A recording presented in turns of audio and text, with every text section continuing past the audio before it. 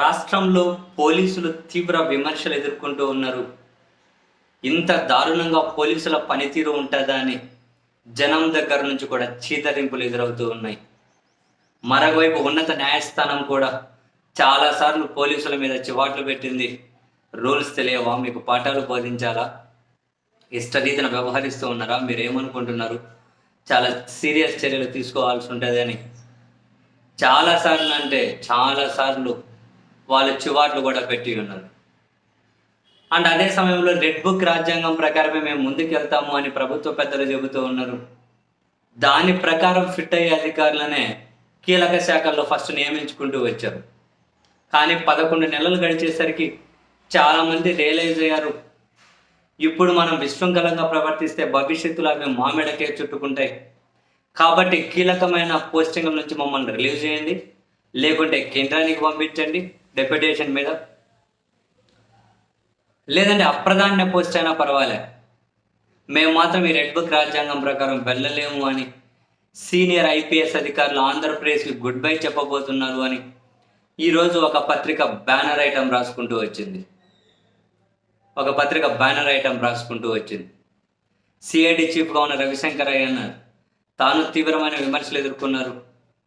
సరే, బలవంతంగా కొందరితో వాంగ్మూలం ఇప్పించి ఇంకోరి మీద కేసులు పెట్టి భవిష్యత్తులో నాకే చెడ్డ పేరు నేనే చెప్పుకుంటాను వద్దని చెప్పి ఆయన కేంద్ర సర్వీసులకు వెళ్ళిపోతున్నారంటే అక్కడి నుంచి ఐక్యరాజ్య సమితి ఆఫ్రికా కంట్రీలో నిర్వహించే ప్రత్యేక పోలీసింగ్ విభాగాల్లోకి ఆయన వెళ్ళిపోతున్నారు అని ఆ పత్రిక రాసుకుంటూ వచ్చింది.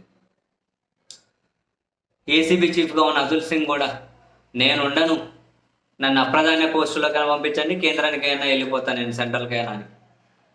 ఇప్పటికే వీళ్ళు చెప్పినట్లన్నా నేను చెయ్యను అని చెప్పి చివరికి రాజీనామా కూడా సిద్ధపడి ఫైనల్గా అయితే రాజస్థాన్ నుంచి కేంద్రానికి వెళ్ళిపోయాడు వినీత్ బ్రిజ్లాల్. సీనియర్ ఐపీఎస్ అధికారులందరూ కూడా వెళ్ళిపోతున్నారు. ఇప్పుడు ఎవరైనా సిఐడి చీఫ్, ఏసీబీ చీఫ్, ఇటువంటి వాటికి విజిలెన్స్ ఇటువంటి వాటికి పోటీలు ఉంటాయి. కానీ సిఐడి చీఫ్గా నాకొద్దని పోటీ పడుతున్నారు.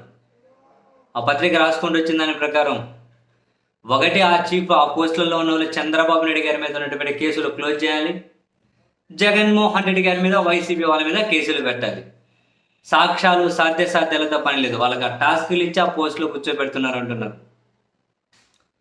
అందుకని చాలా సీనియర్ ఐపీఎస్ అధికారులు కూడా మాకొద్దు బాబోయ్, మేము ఈ పని చేయలేము, వెళ్ళిపోతాం సెంట్రల్కి అని చెప్పి వెళ్ళిపోతూ ఉన్నారట. ఇంకా వీళ్ళకు ఇద్దరు ఏం చెప్పినా తలుపు ఇంకి 2 ఐపీఎస్లు ఏమో మిగిలినారని రాసుకుంటూ వచ్చారు.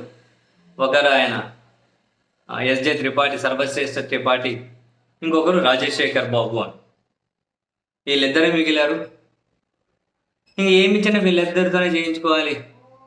సీనియర్ ఐపీఎస్లు అందరూ కూడా మేము ఇటువంటి వాటి జోలికి పోం, ఇప్పటికే చెడ్డ పేరు ఎదుర్కొంటున్నామని చెప్పి కావాలంటే వెళ్ళిపోతామని చెప్పి, లేదంటే మాకు పోస్టింగ్ అనే ఇవ్వకాలి, ఇప్పుడు అప్రధాన్య పోస్టులో పడేయండి, మేము మాత్రం ఈ పని చేయమని చెప్పి అంటున్నారట.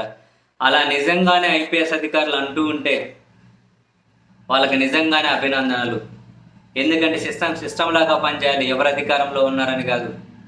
ఏం నష్టమే ఉంది, అప్రధాన్య పోస్టు కాకుండా సరే ఏం పోస్టు లేకున్నా కానీ నష్టమే ఉంది. కనీసం మీ ఆత్మసాక్షి ప్రకారమైన పని చేయాల్సి ఉంటుంది ఎవరైనా. సో ఈ విధంగా ఇప్పుడు మేము మాత్రం రూల్స్కి విరుద్ధంగా పని చేయలేము, మాకు ఆ పోస్టులే వద్దని చెప్పి మాట్లాడుతున్న ఐపీఎస్ అధికారులకు నిజంగా సాల్యూట్ కొట్టాల్సిందే. ఏదో ఒక సమయంలో రియలైజ్ అవ్వాలి. వీళ్ళు కనుక 11 నెలల తర్వాత అయినా రియలైజ్ అయ్యి ఉండింటే మాత్రం సంతోషమే.